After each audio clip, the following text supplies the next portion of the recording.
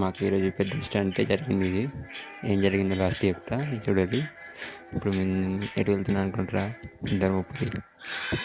Chicken Manchuria తినడానికి వెళ్తున్నాం. చువ్వల చిన్న స్టంటులు కాలేదు, అన్నీ అడ్డమని బళ్ళు అది ఒకటి పెద్ద స్టంటే జరిగింది మాకు. ఫైనల్ షాప్ కాడికి వచ్చేసి ఆర్డర్ ఇచ్చినాం. అవి తయారు చేస్తారు.